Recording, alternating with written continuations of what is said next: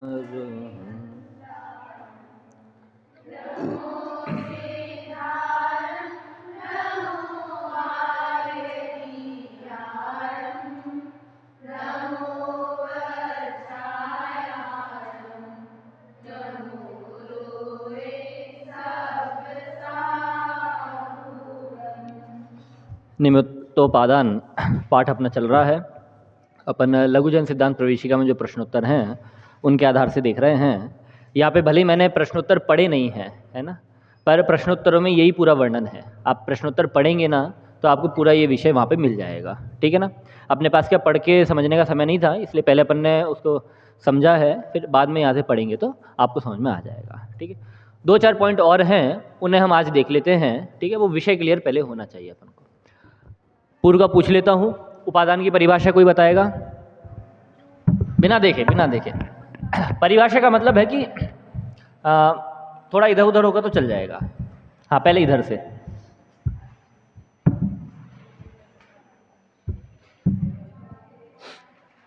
हाँ बोलिए, बैठे बैठे बोलो, कोई नहीं।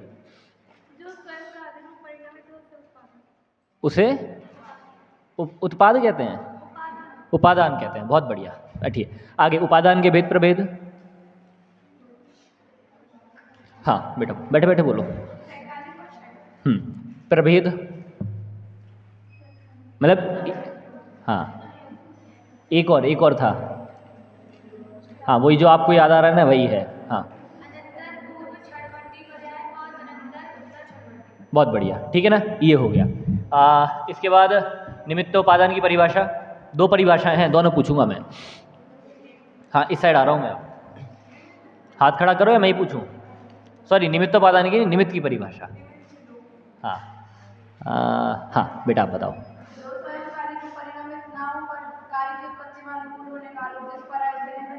बस दूसरे से पूछने दो। हाँ पीछे, हाँ आप बताइए दूसरी परिभाषा, निमित्त की दूसरी परिभाषा।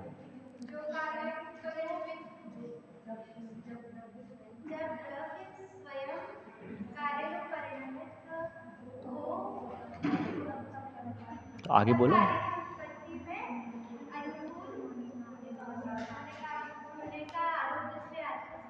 बहुत बढ़िया, ठीक है। शब्द थोड़े आप आगे पीछे भूल रहे होगे, पर मेरे ख्याल से भावासन हो गया होगा आपको निमित्त का मतलब क्या है ना? निमित्त के भेद प्रभेद बताइए। मैंने बताया ही नहीं है अभी। देखिए, निमित्त के 2 भेद होते हैं, ठीक है ना। निमित्त के 2 भेद होते हैं, अपने 2 भेद हैं। कौन कौन से? उदासीन और प्रेरक। उदासीन का मतलब है कि हमें कार्य करते हुए दिखेंगे नहीं। जैसे हम प्रवचन हॉल में बैठे हुए हैं, ठीक है ना। अब वहाँ पर आपके अधिकारीगण कोई आ गए, अध्यापक कोई आ गए, वहाँ पे बैठे हुए हैं, वो किसी को कुछ कह नहीं रहे हैं, केवल देख रहे हैं, है ना, बस जानने का काम कर रहा है, बस वहाँ पे उनकी उपस्थिति है। फिर भी हम सब सावधान हो जाते हैं, क्यों भैया वो आ गए हैं। तो ये कैसा है कि भैया उन्होंने कुछ ना क्रिया दिखाई, ना कुछ कलाप किया, ना कुछ कहा, केवल वहाँ पर आए और उन्होंने देखा भी नहीं, अपने आप बैठे रहे, पर उनके निमित्त से वहाँ पे शांति हुई नहीं हुई। तो एक प्रकार से हम कहेंगे उन्हें उदासीन निमित्त। मतलब वो उदासीनता का मतलब है कि जो हमें जो क्रिया हो रही है ना, कार्य हो रहा है, उसमें उसका कोई एक्टिव रोल ना दिखाई दे। यदि एक्टिव रोल दिखाई देगा तो हम उसे कहेंगे प्रेरक, और यदि एक्टिव रोल दिखाई नहीं देगा ना तो उसे कहेंगे उदासीन, है ना। जैसे कई बार आपसे कहते हैं ना कि भैया कोई विद्वान आ रहे हैं, हम सभी के बीच में यहाँ पे बैठने वाले हैं, तो जैसे वो विद्वान आते हैं, विद्वान ना कोई आशा करते ना कोई कुछ कहते हैं कि शांत हो जाओ, पर वो जैसे ही आए वैसे ही हम सब एकदम शांत हो जाते हैं। तो वो एक्टिव नहीं थे, मतलब एक्टिव मोड नहीं था, उन्होंने कोई क्रिया नहीं की उस काम करने के लिए, चुप करने के लिए। तो वो कहलाता है अनएक्टिव पना, वो कहलाएगा उदासीनता, और एक्टिव पना कहलाएगा प्रेरकपना, ठीक है। इनको बता रहा हूँ, ठीक है। ये जो उदासीन पना है ना, ये 6 द्रव्यों में से 4 द्रव्यों में लगता है, और ये जो प्रेरक पना है ये 6 द्रव्यों में से दो द्रव्यों में घटित होता है। चार द्रव्य कौन कौन से हैं? धर्म, अधर्म, आकाश और काल। ये हमारे चार द्रव्य हो गए। ये चार द्रव्य कैसे हैं? उदासीन निमित्त हैं। ठीक है। इसके बाद आइए आप प्रेरक। प्रेरक में आ जाएंगे हमारे पुद्गल और जीव। ये दो द्रव्य हमारे प्रेरक निमित्त हैं। इसका मतलब समझिए आप, जैसे धर्म द्रव्य है, धर्म द्रव्य चलता है क्या? किसी ने देखा धर्म द्रव्य को चलता हुआ? नहीं ना, मतलब वो धर्म द्रव्य चलता नहीं है, वो अनएक्टिव मोड पर है। वो तो बस पूरे तीन लोक में व्याप्त है, पर फिर भी वो हमारे चलने में निमित्त बन रहा है ना। एक्टिव मोड नहीं है तो फिर भी वो निमित्त बन रहा है। तो ऐसे निमित्त को कहेंगे हम उदासीन निमित्त। दूसरा है अधर्म, कि भाई हम यहाँ पर बैठे हुए हैं, ठीक है, यहाँ पे अधर्म द्रव्य आपको एक्टिव मोड में दिखाई दे रहा है क्या? एक्टिव मोड का मतलब आप समझना कि क्रियाकलाप करता हुआ दिखाई दे रहा है क्या? नहीं दिखाई दे रहा है। इसका मतलब है धर्म द्रव्य, अधर्म द्रव्य निमित्त तो है, पर कैसा निमित्त है? उदासीन है, उसको कुछ लेना देना नहीं है। हम तो यहाँ पर बैठे हैं, आप आओ तो सही, नहीं आओ तो सही, कोई समस्या नहीं है। तो ऐसा कौन है हमारा? उदासीन निमित्त। ठीक है। आकाश द्रव्य, ये पूरा आपको जितना भी जो भी कुछ दिख रहा है ना, वो सब का सब आकाश द्रव्य है। आकाश द्रव्य रहने के लिए स्थान देता है, स्थान देने में निमित्त होता है। तो हम सब जैसे यहाँ पर आके बैठे, तो आकाश द्रव्य ने हमें स्थान दिया, वो निमित्त है, पर एक्टिव मोड में दिखाई दिया क्या? नहीं दिखाई दिया। तो वो भी कैसा हो जाएगा? उदासीन। ऐसे ही काल, काल हमें ये तो दिखाई दे रहा है भूत से वर्तमान भूत से वर्तमान हो गया, वर्तमान से भविष्य हो जाएगा, ऐसा क्रिया तो दिख रही है हमें, पर ये जब चलता हुआ या एक जगह से दूसरी जगह जाता हुआ है, ऐसा वो काल द्रव्य का क्रियाकलाप नहीं हो रहा है ना, उसका ऐसा एक्टिव मोड नहीं है। तो काल द्रव्य भी हमारे लिए कैसा हो गया? उदासीन हो गया। तो ये चार निमित्त उदासीन निमित्त हैं और हमेशा ही रहते हैं। ये जो चार निमित्त हैं ना, हमेशा ही हमारे लिए निमित्त रहते हैं, है ना। भाई हम चल रहे हैं तो अधर्म द्रव्य अपने आप निमित्त बन जाएगा, सॉरी रुक रहे हैं तो अधर्म द्रव्य अपने आप निमित्त बन जाएगा, चल रहे हैं तो धर्म द्रव्य अपने आप निमित्त बन जाएगा। आकाश द्रव्य कहीं पर भी हो, आकाश द्रव्य निमित्त है ही। हम कुछ भी कर रहे हो, समय तो कंटिन्यू चल ही रहा है, तो काल द्रव्य तो निरंतर निमित्त बन ही रहा है। तो ये चार द्रव्य हमारे कैसे हो गए? उदासीन निमित्त। किसके लिए? निमित्त, हाँ, कार्य के लिए। किसके कार्य के लिए? किस द्रव्य के कार्य के लिए? हाँ, एक के लिए नहीं बोल सकते हो आप, उसके लिए भी नहीं बोल सकते, छहों के लिए भी नहीं बोल सकते।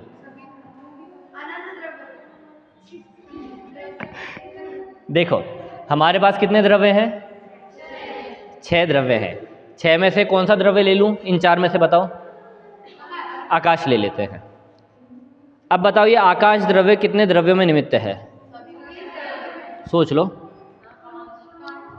हाँ, 5 में। क्यों? हाँ, स्वयं में तो उपादान है ना, अन्य 5 के लिए निमित्त है। बात आई आपको ख्याल में? तो जो ये उदासीन निमित्त है ना, ये उदासीन निमित्त अन्य 5 द्रव्यों के लिए उदासीन निमित्त है, क्योंकि आकाश द्रव्य काल द्रव्य को भी उसने रहने के लिए स्थान तो दिया ना, उसमें भी निमित्त बन रहा है। धर्म अधर्म है, मतलब उनको रहने के लिए स्थान दिया, उसमें भी निमित्त है। ऐसा करके बात आई ख्याल में? एक और आगे बढ़ाता हूं। आकाश हो गया, काल। काल बताओ, काल कितने द्रव्यों में निमित्त है? 5 द्रव्यों में। सोच के बताना। 6 में? 5 में ना। हाँ, क्योंकि काल स्वयं के लिए तो उपादान हो गया, अन्य को लिए निमित्त तो होगा। ठीक है, तो ये हो गया हमारे लिए 5। अब धर्म, धर्म कितने द्रव्यों के लिए निमित्त है? अब सोच के बताना, पक्का?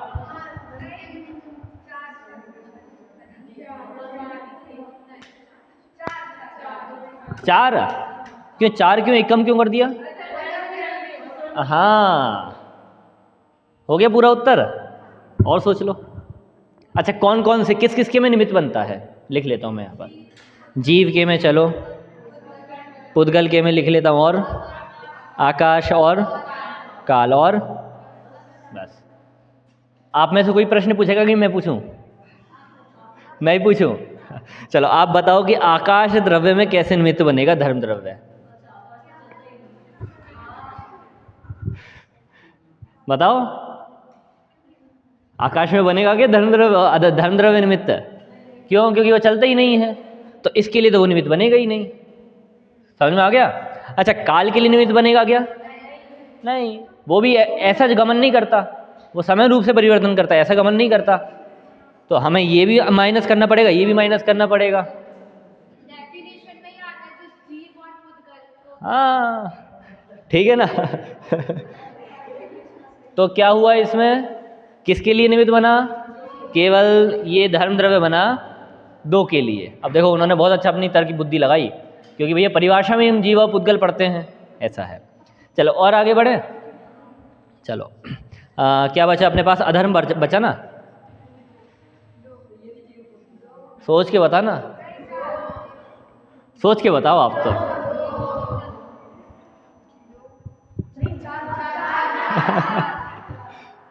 दो या चार? अच्छा, दो वाले पहले हाथ खड़ा करो। ठीक है, दो में कौन कौन है? जीव और पुद्गल वाले। चार वाले? बहुत बढ़िया, ठीक है। चार वाले में से एक कोई खड़ा हो जाए, कोई भी, और दो वाले में से कोई एक खड़ा हो जाए। हाँ खड़े हो जाओ। दो वाले कि चार वाले? दो वाले। ये तो गलत बात है ना फिर। चलो अब तो सब एक से ही हो गए। अब मैं ही बन जाता हूँ, दो भी बन जाता हूँ, चार भी मैं ही बन जाता हूँ, दोनों। जो अधर्म द्रव्य है, आपने बोला कि वो जीव और पुद्गल को चलाने में निमित्त बनता है, सॉरी ठहरने में निमित्त बनता है ना। अब अधर्म द्रव्य इन दोनों में ही क्यों बना? अधर्म द्रव्य का काम क्या था? रुकाना काम था ना, है? तो मान लो जीव और द्रव्य, जीव और पुद्गल रुक गए, तो हमने उनको तो मान लिया, रुक लिया, पर आकाश भी तो रुका है, काल भी तो रुका है। जोरदार बच्चे हो। हाँ, परिभाषा में क्या लिखा भैया? गमन करते हुए को रोकना। वो तो पहले से स्थित है, तो उनमें तो काम आएगा ही नहीं। तो अधर्म द्रव्य भी केवल दो में ही निमित्त बना। बात आ गई ख्याल में आपको? पक्का? चलो बहुत बढ़िया। उदासीन निमित्त हो गया क्लियर आपको? अब प्रेरक पर आते हैं। प्रेरक हैं ये दो, जीव और पुद्गल, ठीक है। प्रेरक का मतलब है क्रियाकलाप करते हुए दिखते हैं, है ना। या तो जीव में कहें तो एक प्रकार से उपयोग करता हुआ दिखता है कि भैया ये काम ऐसे करना है, तो एक उपयोग चल रहा है ना। क्योंकि कल हमने पढ़ा था वो घड़ा बनाने में मन भी निमित्त है। भाई जब मन करेगा तभी तो घड़ा बनाएगा, मतलब मन किसका हुआ? वैसे है मन की संरचना तो पुद्गल की है, पर शक्ति तो जीव की है ना। तो मन किसका, उपयोग किसका हुआ? जीव का। तो जीव एक्टिव मोड में दिखाई दिया, इसलिए हमने उसको बोला प्रेरक निमित्त। ऐसे ही पुद्गल जो है, अब पुद्गल तो हर जगह एक्टिव मोड में दिखाई दे रहा है हमें, मार्कर से मैं लिख रहा हूँ तो एक्टिव मोड ही है ना। तो पुद्गल तो हमें साक्षात दिखता है, तो ये होगा हमारे प्रेरक निमित्त। अब प्रश्न मेरा कि ये पुद्गल जो है, ये पुद्गल कितने द्रव्यों के लिए प्रेरक निमित्त बनता है? पुद्गल द्रव्य कितने द्रव्यों के लिए निमित्त है?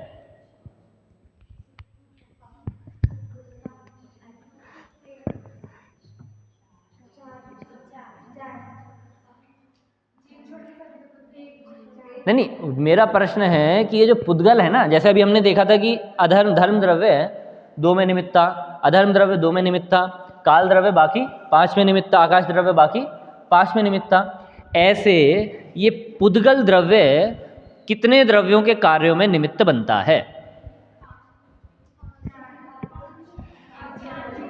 देखो सोच के बताना, पांच या छह? एक या पांच? अच्छा, एक वाले हाथ खड़ा करो। अच्छा इतने हैं, आप बोलो एक क्यों? क्योंकि जो धर्म आकाश काल है वो भी तो पुद्गल ही है। धर्म धर्म धर्म धर्म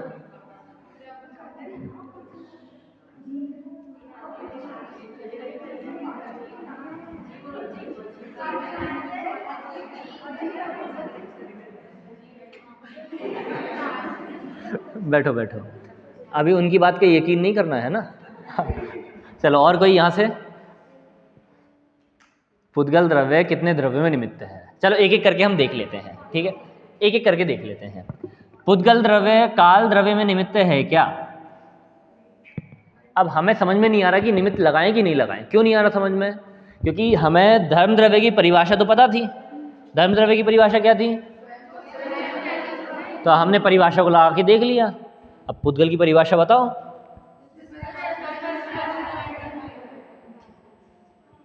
ठीक है, अब इनके निमित्त से और क्या क्या काम होते दिखाई देते हैं, अब आप बताओ। पुद्गल के निमित्त से काल द्रव्य में कुछ काम होता हुआ दिखाई देता है क्या?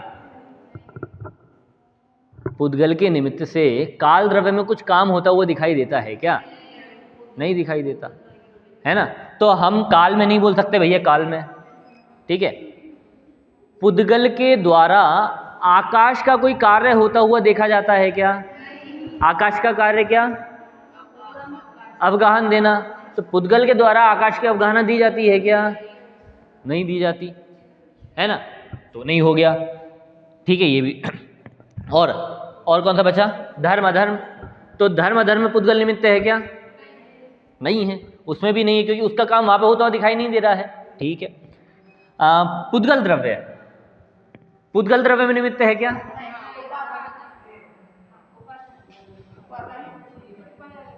सोच लो। हाँ ये बोली ना जोरदार बात, तो क्या है कि भैया अन्य पुद्गल के लिए तो बोला ना आपने। मैग्नेट देखी है, दो मैग्नेट दोनों ही पुद्गल है ना, पर एक मैग्नेट से दूसरी मैग्नेट प्रभावित हो रही है नहीं हो रही, उसमें निमित्त बन रहा है नहीं बन रहा। तो पुद्गल पुद्गल में निमित्त है या नहीं है? बिल्कुल है। तो एक किसके लिए हो गया? पुद्गल के लिए हो गया। पुद्गल जीव के लिए निमित्त बनेगा क्या? कैसे? तो अहम बुद्धि तो जीव की हो गई ना। मैं तो बोल रहा हूँ जैसे हम मैग्नेट लाए, मैग्नेट को रखा तो दूसरी मैग्नेट भी उससे प्रभावित हो गई, या तो चिपक जाएगी या तो दूर भाग जाएगी, प्रभावित हो रही है। ऐसे ही पुद्गल के कारण जीव प्रभावित होता है क्या? अभी परम निश्चय की बात नहीं कर रहा हूँ मैं, है ना, व्यवहार दृष्टि से ही पूछ रहा हूँ, सामान्य दृष्टि से। पुद्गल की अपेक्षा पुद्गल से जीव प्रभावित होता है क्या? इसका मतलब पुद्गल जीव के किसी कार्य में निमित्त बनता है क्या?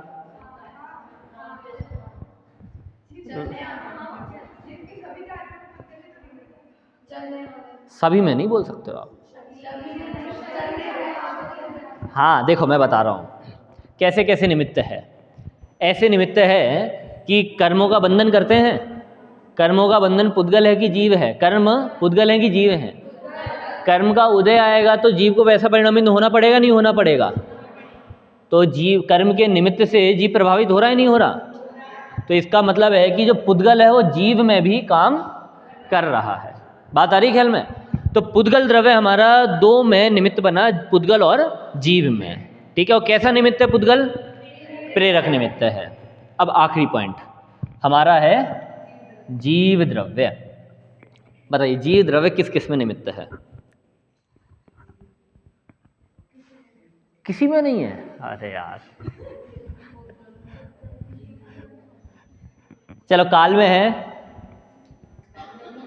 आकाश में, धर्म अधर्म, पुद्गल में है। कैसे सिद्ध करो? ऐसे से काम नहीं चलेगा, सिद्ध करना पड़ेगा आपको। बहुत बढ़िया है ना कि भैया यहाँ पे हमने परिणाम किए, परिणाम से वहाँ पे कर्म प्रभावित हो गए, तो जीव के निमित्त से कर्म आए ना, तो कर्म का आना वो तो उसकी उपादानगत योग्यता हो गई, पर बाह्य में जीव भी निमित्त बना नहीं बना? हो गया। तो जीव पुद्गल में भी निमित्त है। अब मुझे बताओ आप, जीव जीव में निमित्त है क्या? कैसे? बिना कैसे का तो काम चलेगा नहीं।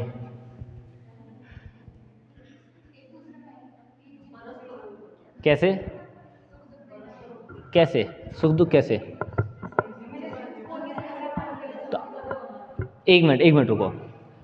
इन्होंने कहा कि भैया इन्होंने इसको कुछ कह दिया, पक्का आज कुछ कह के आई होंगी तभी इन्होंने बोला है ना। इन्होंने इसको कुछ कह दिया और ये बुरा मान गए, ठीक है। तो ये पुद्गल से जीव प्रभावित हुआ कि जीव से पुद्गल प्रभावित हुआ? या जीव से जीव प्रभावित हुआ? अच्छा, आपके वचन जीव हैं, तो वचनों को सुन के उनको बुरा लगा।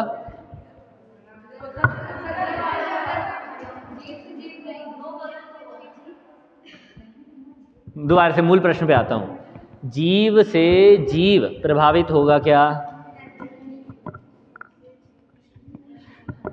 सोच लो।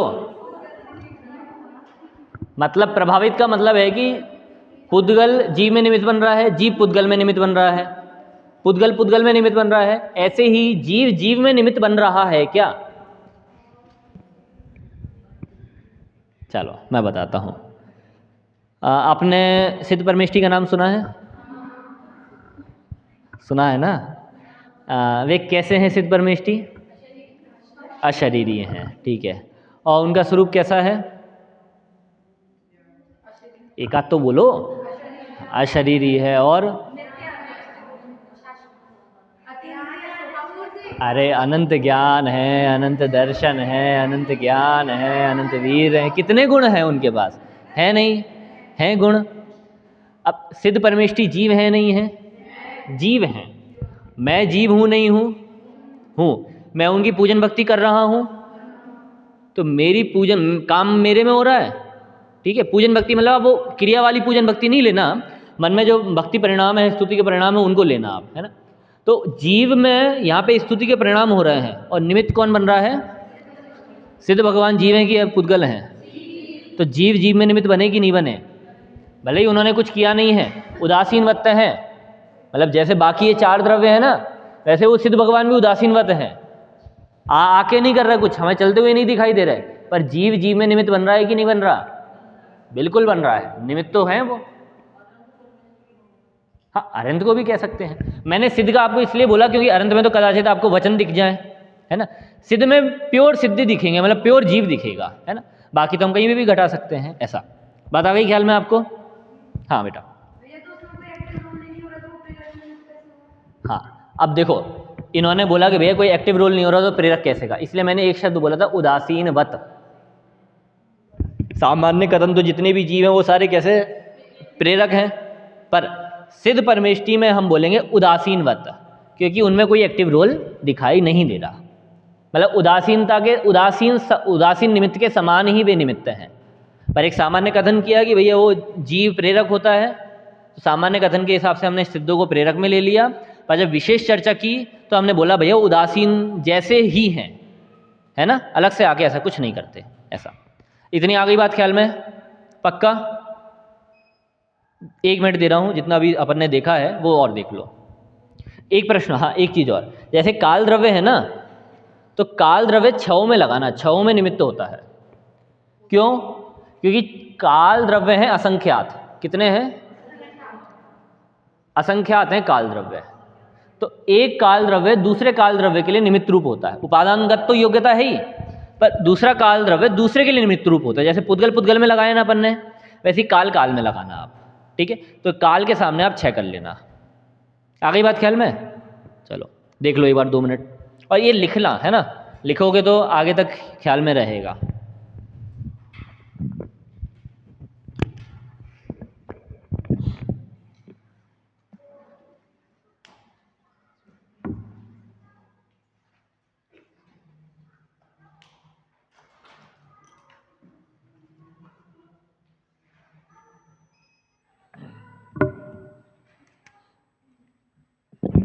बता दो इसे।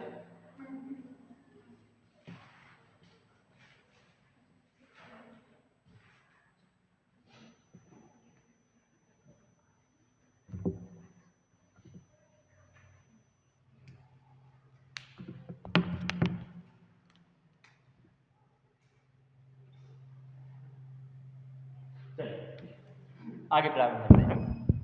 किसी को कोई प्रश्न? नहीं, बहुत बढ़िया। देखो यहाँ पर देखो, हम ये उपादान नहीं है ना, ये अकेले निमित्त की समझना आप, है ना, निमित्त की भेद है। निमित्त के 2 भेद कौन कौन से? नहीं, वो तो मैं पढ़ा चुका। हाँ, 2 हैं, एक है अंतरंग और एक है बहिरंग।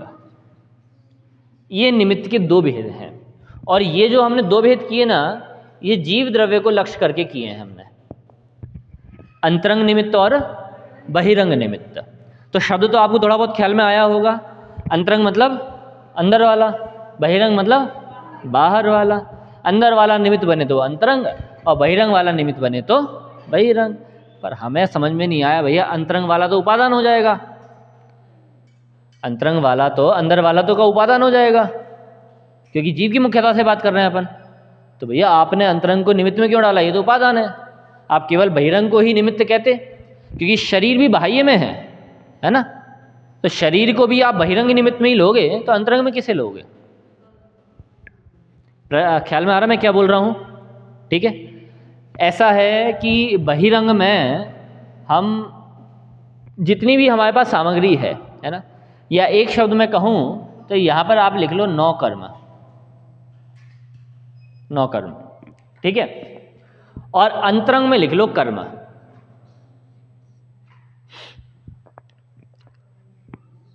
8 कर्म होते हैं, 8 कर्म के 148 प्रभेद होते हैं, उसके भी बहुत सारे और प्रभेद होते हैं। तो 8 कर्म है ना, ये अंतरंग निमित्त है। अंतरंग निमित्त ने इसलिए कहा क्योंकि ये हमें दिखाई नहीं देते, ठीक है। और हम अपने उपयोग पूर्वक इनमें कोई फेरबदल नहीं कर सकते हैं कि भाई हमारा मन कर रहा है ऐसा कर लें वैसा कर लें। तो ये अंतरंग है, मतलब कर्म का उदय जब आएगा तब ही जीव के वैसे परिणाम होंगे। जब जीव के परिणाम हुए तब कर्म का वैसा उदय था। तो ये दोनों एक दूसरे से इतने बंधे हुए हैं कि यहाँ पर जीव में परिवर्तन दिखाई दे रहा है, वहाँ पे वैसा ही कर्म का उदय आ रहा है, वहाँ पे वैसा कर्म का उदय आ रहा है, यहाँ पे जीव का वैसा परिणमन देखा जा रहा है। तो दोनों के बीच में जो मित्रता है ना, उसको देख के कहा कि भैया अंतरंग है, दिखता नहीं है कि भैया दोनों में इतना घनिष्ठ संबंध है। कर्म का उदय आएगा तो जीव के वैसे परिणाम होंगे, कर्म का उदय आएगा तो जीव के वैसे परिणाम होंगे। जीव के यहाँ पे जैसे परिणाम हो रहे हैं वैसे कर्म का उदय है, एक चीज, ठीक है। नहीं आया समझ में? चलो पहले 9 कर्म समझ लेते हैं, फिर आ जाएगा समझ में, ठीक है। 9 कर्म है, जो कर्म के उदय में बाह्य सामग्री मिलती है उसे 9 कर्म कहते हैं। कर्म के उदय में जो बाह्य सामग्री मिलती है उसे 9 कर्म कहते हैं। तो मूल रूप से तो शरीर 9 कर्म है। क्या है? शरीर। ये जो हमारा शरीर है, ये शरीर हमारा 9 कर्म है। और फिर इसके आगे हम कह देते हैं शरीर से संबंधित जो भी पदार्थ हैं वो सब हमारे 9 कर्म हो गए। जैसे शरीर से संबंधित कुर्ता, घड़ी, चश्मा, माइक बोल रहे हैं हम, है ना, ये जितने भी संसाधन हैं, ये सबके सब संसाधन कैसे हो जाएंगे? 9 कर्म हो जाएंगे, बहिरंग निमित्त हो जाएंगे। ख्याल में आ रहा है? जैसे अभी मुझे बोलना है और मुझे अपनी आवाज़ आप सब तक पहुंचानी है, तो बहिरंग निमित्त में तो क्या कारण है? माइक है कारण। पर माइक उतना मजबूत कारण नहीं है, इससे मजबूत कारण है मेरे कर्म का उदय। स्वर नाम कर्म जो है उस कर्म का उदय, कि भैया वो उदय है ना तो मेरी आवाज़ निकल के आप सब तक पहुंच रही है। वरना कि भैया माइक भी हो और गली काम ना करे, आप बोल ही नहीं पाओगे, भले माइक कितनी अच्छी क्वालिटी वाला हो। तो कर्म का उदय जैसा होगा ना वैसा ही काम बाह्य में देखा जाएगा, ठीक है। तो मजबूत कारण बतलाने के लिए अंतरंग निमित्त कहा, और बहिरंग में अंतरंग जैसी मजबूती नहीं है। अंतरंग है तो काम हो जाएगा, है ना, फिर उसमें बहिरंग की उतनी आवश्यकता नहीं है। पर जहाँ पे जितनी उपयोगिता रहती है उतना बहिरंग तो रहता ही है। अब जैसे मैं माइक से बोल रहा हूँ, अब बिना माइक के मैं बोलूँ तो आवाज़ तो सब में जाएगी, तो उतनी बल से नहीं जाएगी। तो जितनी बल से आवाज़ जा रही है उसमें माइक की एक अपनी भूमिका है, वो हमें मानना पड़ेगा। ख्याल में आ रहा है? तो एक बहिरंग निमित्त है जो हमें बाह्य में ऐसा देखने में मिलता है, और एक अंतरंग निमित्त है जो हम अंतरंग में होते हैं। बात आई ख्याल में ये आपको? ठीक है। अब 2 बातें मुख्य रूप से आप समझना। आपके मन में प्रश्न हो रहा होगा, आपने अंतरंग निमित्त कहा कर्मों को, ठीक है, कर्म है, कर्म का उदय आया तो यहाँ पर जीव ऐसा परिणमित हुआ, ठीक है। कर्म का उदय कब रुकने वाला है? कभी नहीं, अपने आप तो कर्म का उदय कभी रुकेगा नहीं। तो जीव संसार में कब तक रहेगा? हमेशा रहेगा। ये तो गड़बड़ हो गई, काम गड़बड़ हुई नहीं हुई भैया? आपने अपनी डोर कर्मों के हाथ में फंस दे दी तो गड़बड़ हो जाएगी। तो यहाँ पर आप समझना कि इसके लिए टोडामल जी ने एक उदाहरण दिया, बहुत अच्छा उदाहरण है। उन्होंने कहा कि एक प्रवाहित नदी है। प्रवाहित नदी मतलब नदी है, उसमें पानी बहुत तेज़ी से बह रहा है, ठीक है।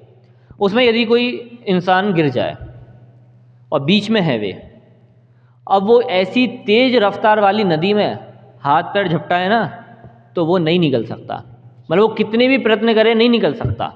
पर जब वो नदी का प्रवाह धीरे धीरे कम होगा, मद्दा होगा, तब आप प्रयत्न करना। तब यदि आप हाथ पैर चलाओगे और गलती से कोई डाली हाथ पे लग गई बीच में, आप पकड़ के निकल जाओगे। पर कब?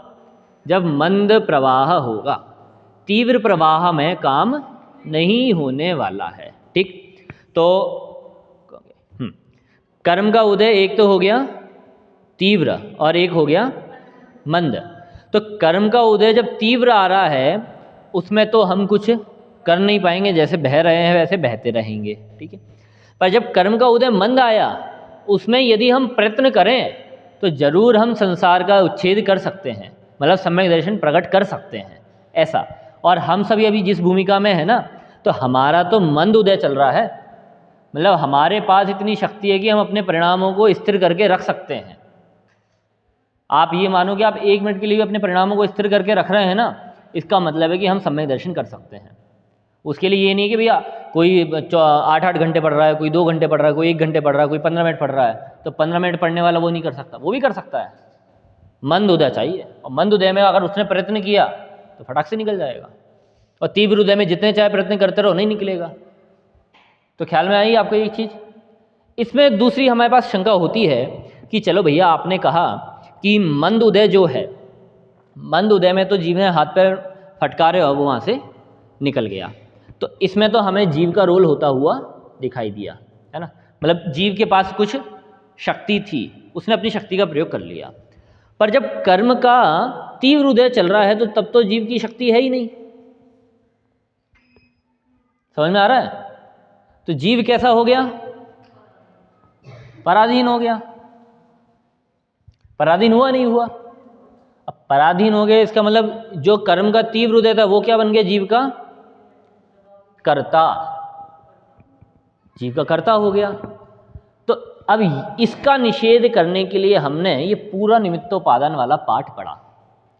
हमने उसमें यही देखा कि भैया कोई भी काम हो रहा है उसमें जीव अजीव दोनों ही रहेंगे। मान लो हम जीव हैं तो हम अपनी मुख्यता से कह रहे हैं, जीव में कोई भी काम हो रहा है, ठीक है। जैसे इसी का ले लो ना आप, है ना, केवल ज्ञान ले लो आप। केवल ज्ञान है, केवल ज्ञान जो काम हो रहा है, इसमें कर्मों का अभाव निमित्त बना कि नहीं बना? है ना। जब कर्म का अभाव हुआ तब यहाँ पे जीव के अंदर स्थिरता हुई, स्थिरता हुई तो उसने पूरा ज्ञान कर लिया, ऐसी हुई ना। तो अब इसमें कोई ऐसे कहते हैं, ऐसे समझते हैं, कोई मतलब दूसरे किसी की बात नहीं हो रही, ये बुद्धियों की बात है, वो कोई भी हो सकता है ना। तो केवल ज्ञान किसने उत्पन्न किया? हाँ, वास्तव प्रकट किसने किया? उपादान तो जीव है ही, पर वो जीव को कम दिखा देते हैं। क्यों? उसमें कर्मों का अभाव ये मुख्य कर देते हैं कि भाई केवल ज्ञान कैसे हुआ? कर्म अभाव से हुआ।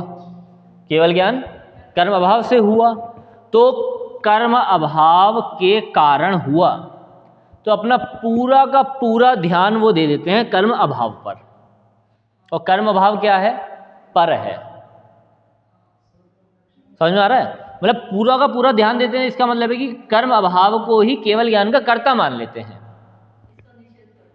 हाँ, मतलब जो हम निमित्तोपादान पढ़ रहे हैं ना, हम निमित्त को कम दिखाना चाह रहे हैं ऐसा नहीं है, उपादान को बड़ा दिखाना चाह रहे हैं ऐसा नहीं है। दोनों की अपनी अपनी बराबर भूमिका है, किसी की कम ज़्यादा भूमिका नहीं है। समझ में आ रही है आपको? बस अंतर इतना है, कर्ता कौन है।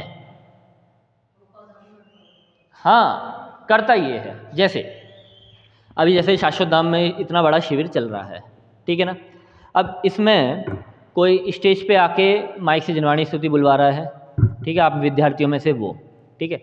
एक कोई जिनवाणी स्थिति को प्रोजेक्टर पे दिखा रहा है, एक वो, ठीक है, और जो नीचे सब बोल रहे हैं एक वो, इतने सब हमें करते हुए दिखाई दे रहे हैं। सबकी अपनी अपनी भूमिका बराबर है। यदि वो वहाँ पे नहीं दिखाते, देख ही नहीं पाते। यदि वो माइक से नहीं बोलते तो ये लय नहीं पकड़ पाते।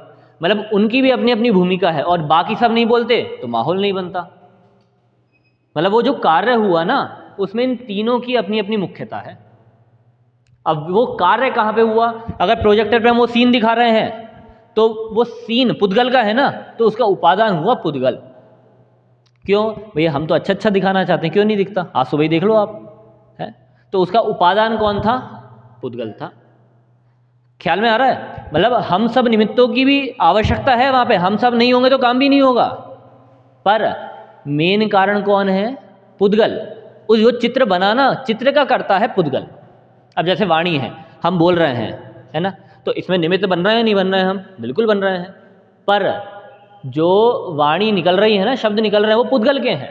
क्योंकि कई बार ऐसा होता है कि हम बोल रहे हैं राम और निकल जाता है मरा, राम राम राम राम राम राम मरा हो जाता है।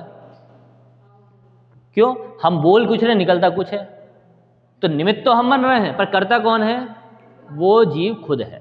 मतलब जो कार्य जहाँ पे हो रहा है ना, उसका कर्ता वही है, बाकी सब तो उपस्थित होने वाले मात्र कारण हैं। मतलब कारण, जैसे मैं आपको एक और उदाहरण दूँ, आपने वो पढ़ा है, ये अपना पाठ का नाम क्या है, चलो वो मैं अभी नाम भूल गया अचानक, वहाँ बताता हूँ। उसमें एक वेश्या का उदाहरण दिया है ना। जैसे एक मृत वेश्या है, वो मर गई है और वो वहाँ पे पड़ी हुई है ना। कौन सा है वो? नहीं, पंक्ति याद हो तो आप बोले। वो क्या मेरे को अभी क्लिक नहीं हो रही है, अभी आ जाएंगी तो बता दूंगा मैं। ख्याल में आ गया ना आपको, है ना। अब एक चीज़ वहाँ पे पड़ी है। अब भैया वैरागी जो आया, उसको देख के तो वैरागी आ रहा है?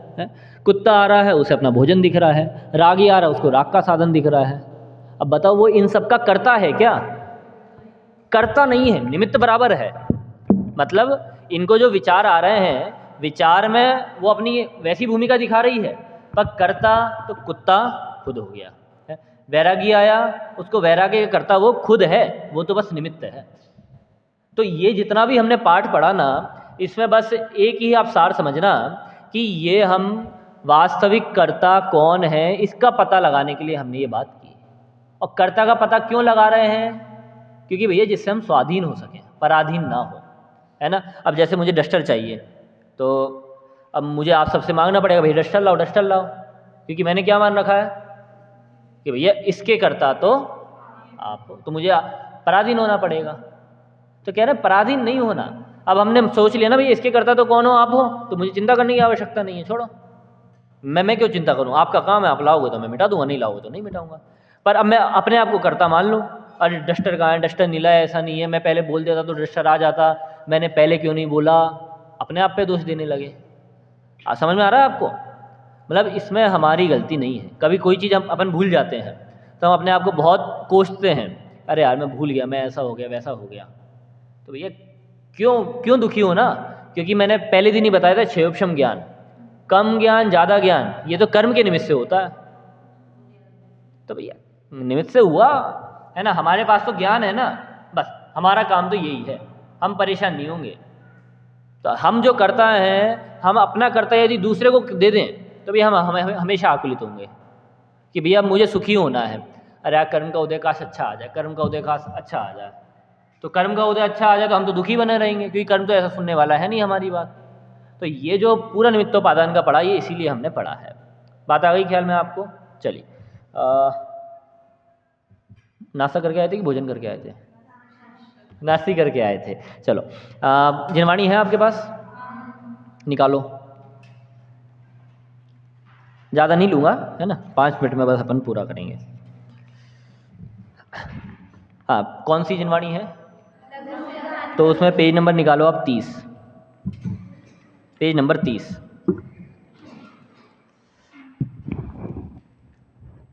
हाँ, इसमें वैसे भगवती दास जी का नाम लिखा है, पर ये बनारसी दास जी के दोहे हैं, है ना, 7-8।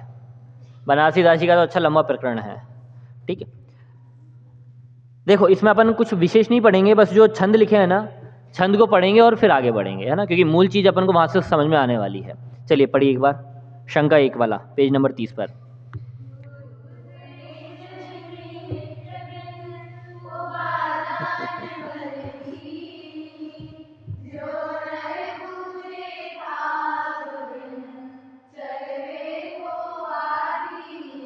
अर्थ लगभग आप सबको समझ में आ गया होगा, है ना। आपको ये शंका दिख रही है क्या? देखो आपको इसमें कोई शंका लग रही है, मतलब कोई क्वेश्चन लग रहा है क्या? ये क्वेश्चन किसी प्रकार का क्वेश्चन है, ये किसी प्रकार की समस्या है, लग रहा है किसी को ये क्वेश्चन है? मतलब क्वेश्चन तो हम पूछते हैं भैया समझ में नहीं आया तो लग रहा है क्वेश्चन है, इसका कारण ऐसे कैसे हुआ तो हमें लगेगा क्वेश्चन है। ये पहला ये दोहा अपन ने पढ़ा, इस दोहे को पढ़ के आपको लग रहा है कि ये प्रश्न है, ये शंका है? नहीं लग रहा ना? फिर यहाँ पे शंका क्यों लिखा? तो अब आप समझना, जितना अपन ने ये सब कुछ पढ़ लिया ना, और आखिरी में हमने क्या बात की, भैया वास्तविक कर्ता कौन है।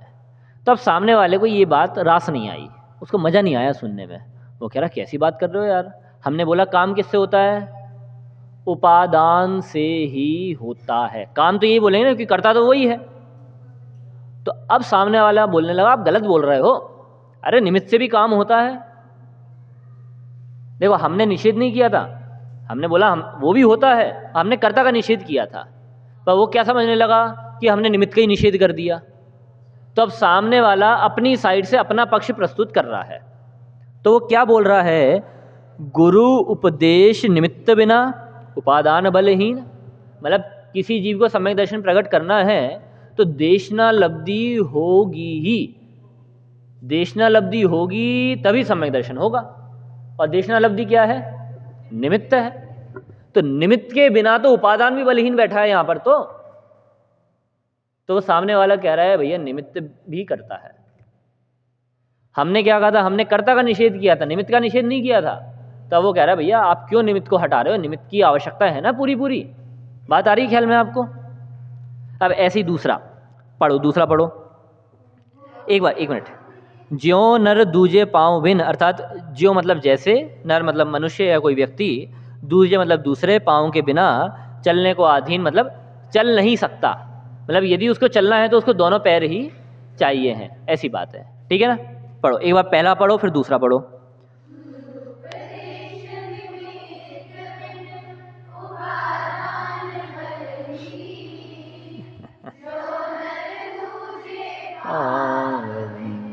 चलने को अधीन।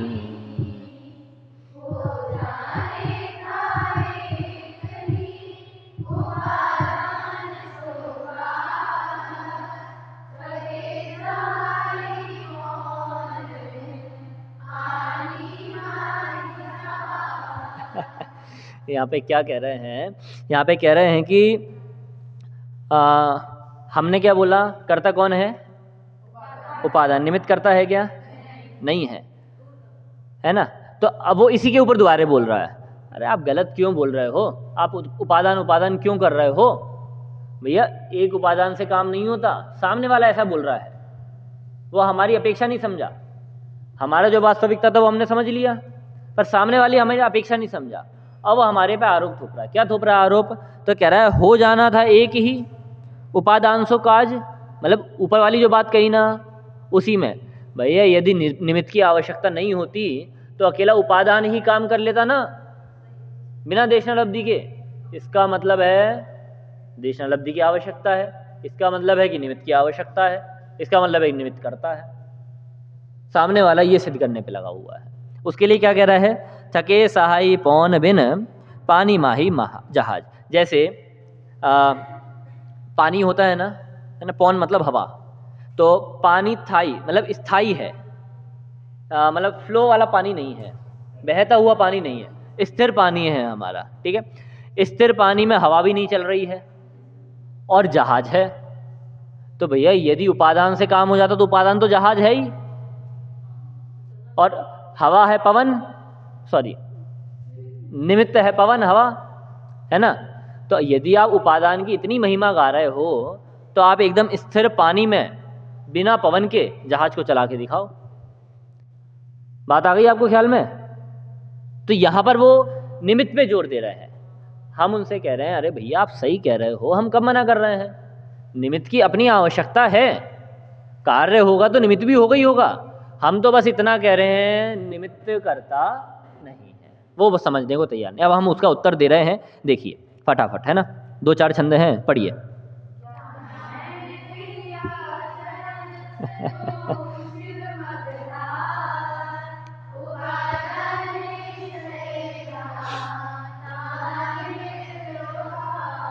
अरे देवता हमारी बात तो सुन लो।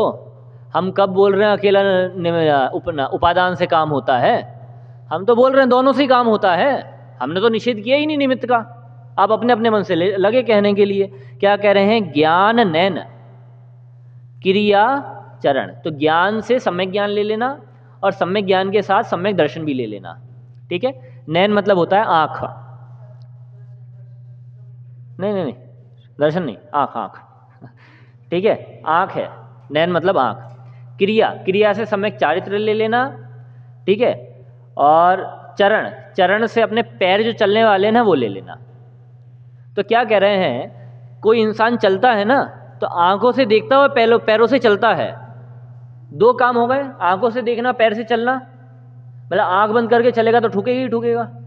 एक बार ऐसा हुआ था, छोटा था तो साइकिल चला रहा था। मैंने कहा कि आज एक नया उपयोग करके देखते हैं, आंख बंद करके चला के देखते हैं साइकिल। तो मैंने कहा अच्छा टाइट हैंडल पकड़ लेंगे, बिल्कुल हिलेगा नहीं, वो खाली रोड थी वो। तो मैंने कहा ठीक है आज ऐसे ही करके देखते हैं। मैंने पकड़ रखा था अच्छा हैंडल टाइट, आंखें बंद कर ली और जैसे ही आँख खोली सामने पेड़ और साइकिल ठुकी।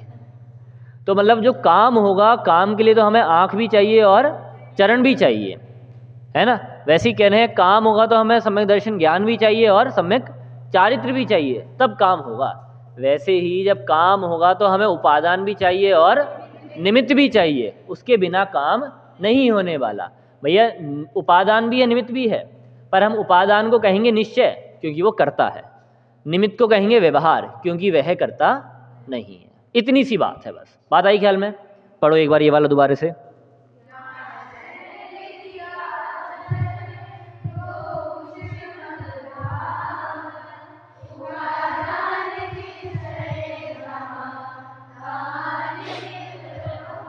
अगला अगला।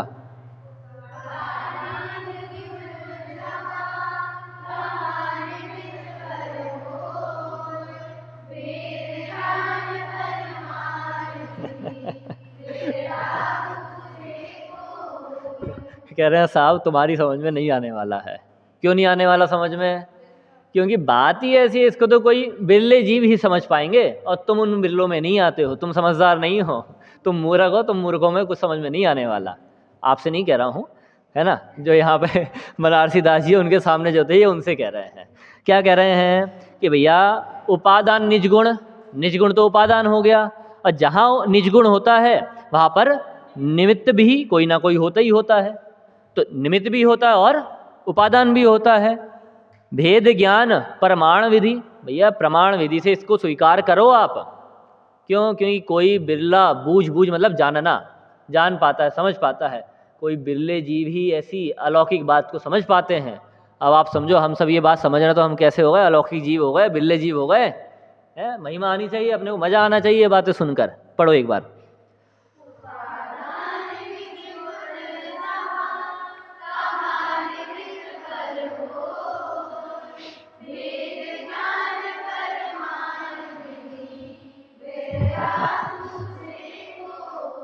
आप गाते हो तो मजा आता है। चलो अगला गाओ।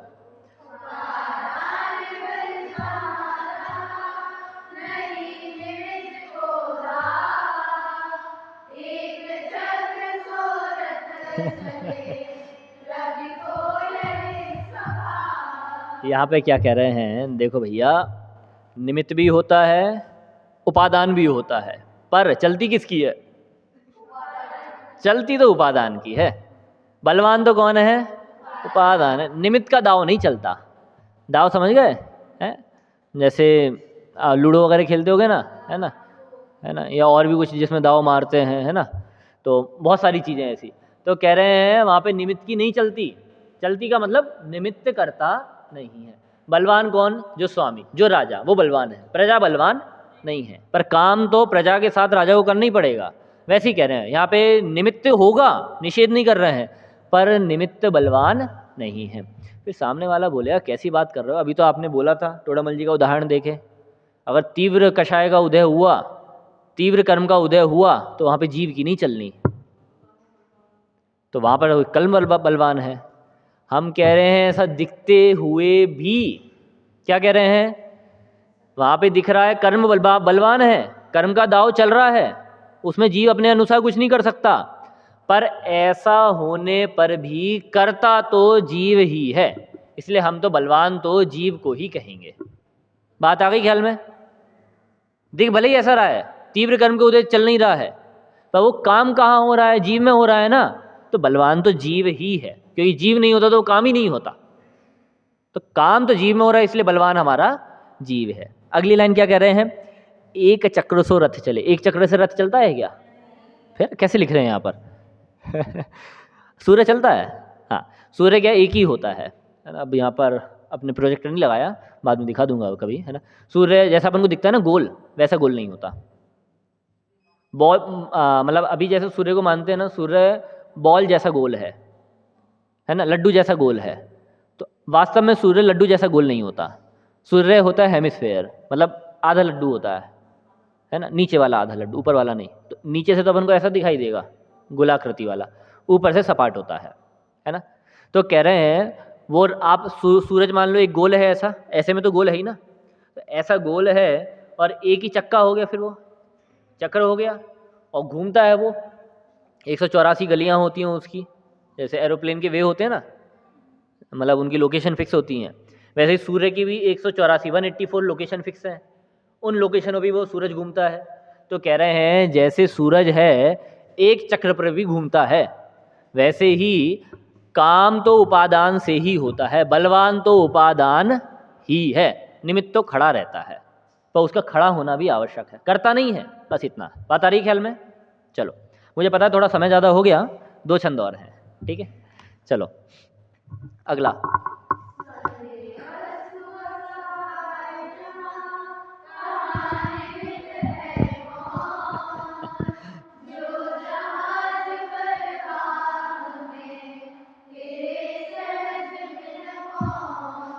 यहाँ पे क्या कह रहे हैं कि असहाय, असहाय का मतलब लाचार नहीं, असहाय का मतलब है जिसको सहायता की आवश्यकता ना हो, मतलब स्वतंत्र स्वाधीन, वो कह रहे हैं।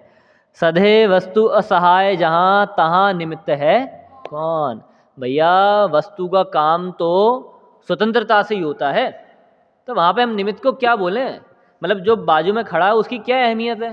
भैया काम जिसने किया हम तो उसके गीत गाएंगे ना, तो भैया ये तो बाजू में खड़े थे, गीत नहीं गाएंगे, इनका खड़ा होना भी जरूरी था, हम ये भी मान रहे हैं, इनका खड़ा होना जरूरी नहीं था ये नहीं बोल रहे हम, पर भैया काम तो इन्होंने किया ना, बलवान तो ये है, हम तो गीत तो इनके गाएंगे, पर ये नहीं होते तो काम नहीं होता, उतनी आवश्यकता हम स्वीकार कर रहे हैं। ऐसा यहाँ पर कह रहे हैं सदैव वस्तु असहाय, जहाँ वस्तु तो स्वतंत्र रूप से परिणमित करती है क्योंकि उपादान है, तो वहाँ पर निमित्त का कोई रोल नहीं है। ज्यों जहाज प्रवाह में तेरे सहज बिन पवन, पवन को निमित्त मान लिए, पवन मतलब हवा, पवन, ठीक है ना। तो मान लो भैया ढलान वाली जगह है, तो वहाँ पे हवा भी नहीं है, निमित्त नहीं है, मतलब एक प्रकार से बोला कि निमित्त का कर्ता कम करने के लिए, है ना, मतलब कर्तृत्व को घटाने के लिए वहाँ पे बोला हवा नहीं है। फिर भी आप जहाज को वहाँ पे लाओगे ना, तो जहाज बिना हवा के भी चलेगा, मतलब उपादान में शक्ति होनी चाहिए। यदि मैं कह रहा हूँ जहाज ही नहीं होता, तो आप चाहे पानी ले आओ, हवा ले आओ, क्या चला लेते? चला पाते? कुछ नहीं चला पाते। तो मतलब जहाज की अपनी एक अहम भूमिका है, ऐसा कह रहे हैं। चलिए पढ़िए एक बार दोबारा से।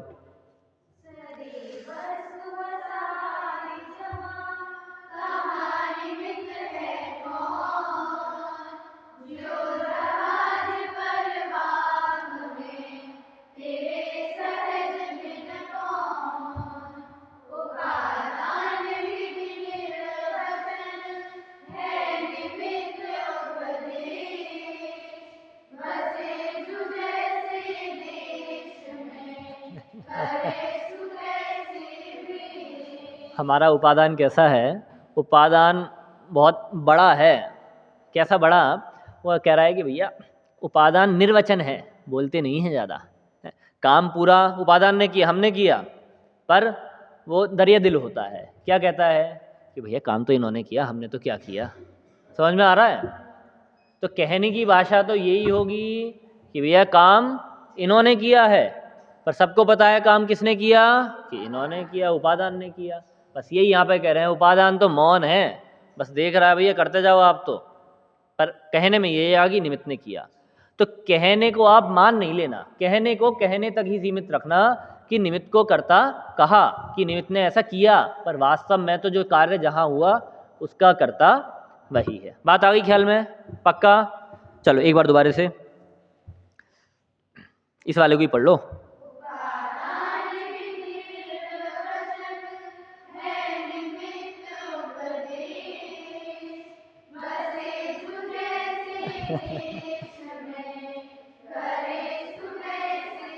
भैया जैसा देश हमें मिलेगा वैसा वेश हमें बनाना पड़ेगा, तो वैसा बना लेते हैं। भैया हमें निमित्त को मुख्य करना था, तो हमने वहाँ पे निमित्त को मुख्य कर दिया।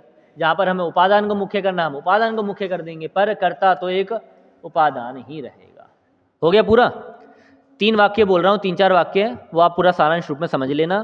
पहला, निमित्त कर्ता नहीं है, उपादान कर्ता है। ठीक है? कार्य होगा, दोनों की ही अपनी बराबर भूमिका है। यदि दोनों में से कुछ भी कम हुआ तो काम नहीं होगा, पर कर्ता उपादान है, बलवान उपादान है। ठीक है? पर उपादान की दरिया दिलता ऐसी है कि वो कहता है निमित्त ने किया है। बात आ गई? सारांश ये है। तो अभी आगे 2-3 प्रश्न हैं, उसमें यही है जो मैंने बताया आपको, आप उनको पढ़ेंगे तो समझ में आ जाएगा, पढ़ना चाहिए। ठीक है? हाँ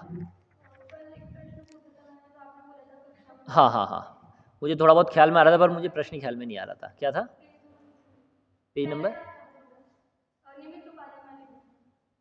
अरे अरे अरे हाँ, एक पॉइंट रह गया है ना, 1 मिनट और लूँगा बस आपका। ठीक है ना? मान लो कि जैसे ये कार्य है अपना, ठीक है ना, ये हमारा उपादान कारण है और ये निमित्त कारण है। ठीक? मैंने क्या बोला? ये उपादान, ये कार्य बोला ना इसे। अंतर क्या आएगा? जब मैं उपादान कारण को देखूंगा तो इस कार्य को बोलूंगा उपादेय। बस इसका नामकरण किया मैंने। जब मैं जैसे इसमें आया ना कि भैया जैसा देश वैसा भेष, तो जब मैं इस उपादान कारण को मुख्य करूंगा तो तब मैं इस कार्य को बोलूंगा उपादेय। ठीक है? अब मैं दूसरे देश में आ गया, निमित्त वाले में। ठीक है? तो अब निमित्त को जब मैं मुख्य करूंगा तो इसी कार्य को कहूंगा मैं नैमित्तिक। ठीक है? उपादेय और नैमित्तिक। बात आ गई ख्याल में? नहीं आई? इतना सा समझो कि जैसे देश में जाएंगे वैसा भेष हो जाएगा। ठीक है? अभी हम उपादान वाले देश में आए हैं, तो इस कार्य को मैं बोलूंगा उपादेय। मतलब जहाँ पर हमें उपादान की प्रबलता बतानी है ना, बलवान है उपादान, तो वहाँ पर उस कार्य को बोलेंगे उपादेय। ठीक है? और जहाँ पर हमें निमित्त की मुख्यता बतानी है, तो निमित्त की मुख्यता से इस कार्य को कहेंगे नैमित्तिक। जैसे घड़ा है, तो घड़े में कुमार निमित्त है ना, तो निमित्त की अपेक्षा कहेंगे, कुमार की अपेक्षा कहेंगे घड़े को नैमित्तिक कार्य। पर घड़ा बना किससे? मिट्टी से। मिट्टी क्या है? उपादेय है। तो उपादेय मिट्टी के कारण कहेंगे घड़े को उपादेय। बात आई ख्याल में आपको? इतनी सी बात थी, बहुत बढ़िया। ठीक है? करें विराम? चलो ज़्यादा ही समय हो गया आज, है ना। अंतिम मंगल क्या पढ़ें? यही छंद पढ़ लें 4-5? चलो 4-5 छंद पढ़ लो। पहली शंका से ये पूरे छंद पढ़ लो, फिर अपन विराम करते हैं।